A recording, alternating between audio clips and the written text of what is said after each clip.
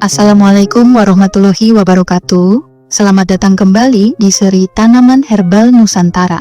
Di episode ke-14 ini, kita akan mengenal 10 tanaman herbal unik yang sebagian besar tumbuh di sekitar kita, baik di kebun, ladang, pinggir jalan, hingga halaman rumah. Masing-masing tanaman ini menyimpan potensi pengobatan alami yang luar biasa. Jangan lupa untuk subscribe dan dukung channel ini agar makin banyak orang mengenal kekayaan hayati Nusantara. Langsung saja kita mulai. 1. Teratai. Teratai atau bunga tunjung bukan hanya indah dipandang, tapi juga berkhasiat. Bunga, biji, dan akar teratai sering digunakan dalam pengobatan tradisional Tiongkok dan Asia Tenggara. Akar teratai dipercaya memperbaiki sirkulasi darah dan meredakan peradangan. Biji teratai digunakan sebagai tonik penenang dan penguat jantung. Tanaman ini juga memiliki kandungan antioksidan tinggi yang mendukung kesehatan secara menyeluruh. 2. Sangitan. Tanaman ini dikenal juga dengan nama elderberry lokal. Dalam pengobatan tradisional, sangitan digunakan untuk meredakan demam, flu, batuk, dan sebagai penguat daya tahan tubuh. Daun dan bunganya sering diolah menjadi ramuan herbal yang diminum hangat. Beberapa penelitian menunjukkan bahwa sangitan mengandung senyawa antiviral dan antiinflamasi. 3. Buntut tikus. Tanaman ini tumbuh liar di banyak tempat dengan bunga kecil memanjang seperti ekor tikus.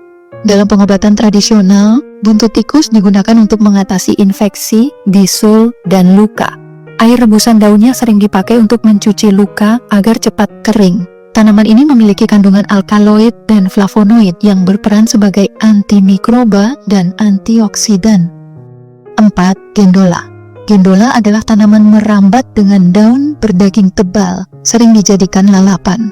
Dalam pengobatan tradisional, daun dan batang mudanya digunakan untuk menurunkan panas dalam, melancarkan pencernaan, dan memperbaiki metabolisme. Kandungan zat besi dan vitamin C-nya juga menjadikannya baik untuk penderita anemia ringan.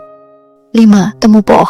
Temupoh atau temu mangga memiliki aroma khas seperti mangga muda. Rimpangnya digunakan untuk mengatasi gangguan pencernaan, nyeri lambung, dan peradangan hati. Dalam pengobatan tradisional, temupoh juga digunakan sebagai anti kanker dan pembersih darah. Penelitian menunjukkan bahwa senyawa curcuminoid di dalamnya punya aktivitas antiinflamasi dan hepatoprotektif. 6. D5. D5 sudah lama digunakan dalam berbagai pengobatan herbal. Kulit buahnya dipakai untuk mengatasi diare dan cacingan, sedangkan bijinya dikenal kaya antioksidan. Dalam pengobatan Ayurveda, D5 digunakan untuk menjaga kesehatan jantung dan saluran pencernaan. Studi modern menunjukkan D5 mengandung punicalagin yang punya efek anti kanker dan anti-inflamasi. 7. Simbar menjangan. Tanaman epifit ini sering ditanam di pohon besar atau tembok. Dalam pengobatan tradisional, bagian rimpang dan daunnya digunakan untuk mengatasi demam, radang, dan gangguan pernapasan. Selain itu, tanaman ini dipercaya membantu mempercepat pemulihan setelah sakit berat. Meski belum banyak diteliti secara klinis, khasiatnya secara empiris telah dikenal luas di masyarakat. 8. Keladi tikus. Ini salah satu tanaman yang populer dalam pengobatan kanker. Rimpang keladi tikus digunakan untuk detoksifikasi tubuh, memperkuat imunitas, dan membantu memperlambat pertumbuhan sel abnormal.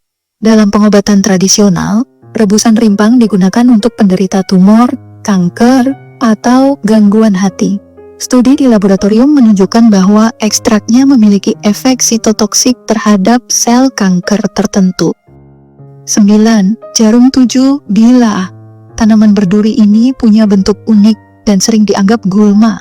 Tapi di balik itu, daun dan batang mudanya digunakan untuk mengobati diabetes, luka luar, dan infeksi. Dalam pengobatan alternatif, ekstrak tanaman ini juga digunakan untuk mempercepat penyembuhan luka dan mengurangi nyeri sendi. Potensinya sebagai tanaman herbal modern masih terus dikaji. 10. Pinang. Buah pinang telah lama dikenal sebagai bahan jamu tradisional. Bijinya digunakan sebagai pelancar pencernaan, obat cacing, dan penguat gusi. Dalam pengobatan Melayu, pinang sering dicampur dengan sirih dan kapur. Selain itu, senyawa rekolin dalam bijinya memiliki efek stimulan ringan, namun juga perlu digunakan dengan hati-hati karena bisa bersifat toksik bila berlebihan. Itulah 10 tanaman herbal dalam seri Tanaman Herbal Nusantara bagian ke-14. Semoga bermanfaat dan bisa menambah wawasan tentang kekayaan tanaman obat di sekitar kita. Sampai jumpa di episode berikutnya. Jangan lupa like, share, dan subscribe.